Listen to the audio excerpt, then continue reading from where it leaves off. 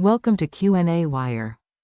So in this question, a Rankine steam cycle, right? A Rankine steam cycle with modified closed feed water heaters and one open feed water heater. So one is closed feed water heater and the other is open feed water heater that we have. So the TS diagram for ideal gas is to be sketched. So a TS graph has to be sketched here. The fraction of mass extracted from open feed water heater, that is Y, and the cooling water flow temperature are to be determined. So also what you have to find is the rate of heat rejected.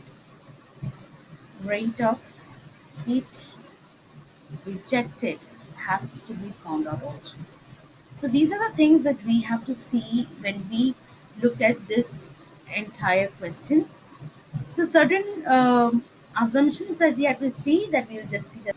So the assumption that we have to see is that steady operating operations. So steady operating conditions should be there.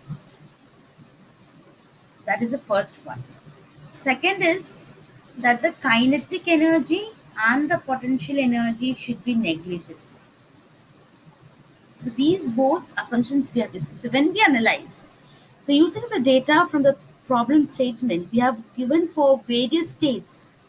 The enthalpies of various states is H1, H15, H4 and H6, which is equal to HF here, H3, H14, HF at 620 and H12 here. So the values are given. So an energy balance on the open feed water heater, that is YH9 plus 1 minus Y into H3 is equals to 1 into H4. Now, is it? The Z is the fraction of steam extracted. So, Z is the fraction of steam extracted from the low pressure turbine. Solving for Z, we get the value to be H4 minus H3 upon H9 upon H3.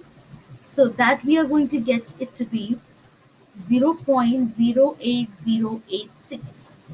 So, as we move forward, an energy balance on the condenser is given by this formula. So M7 into 1 minus W minus Y minus Z into H1, H11 plus W plus Z into H15 minus 1 minus Y into H1 equals to M into HW2 minus HW2, that equals to this value.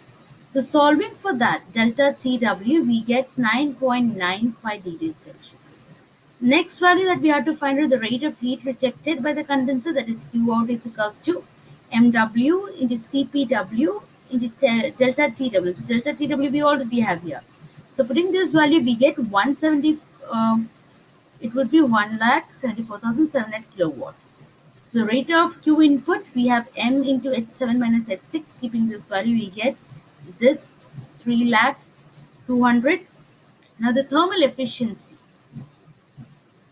that is Q out upon Q1 is equal to 1, then it will be 100%. But here we have 1 minus we are doing the rate of heat rejected by the condenser and the heat input by the boiler. So we have taken the ratio of that, so we get an efficiency of 41.8 degrees Celsius. So the graph that we have made, this is this. So as you see, it increases to a particular temperature, particular value, and it decreases here. This is for certain. We have got it for different pressures that we have. So I hope you understood this question.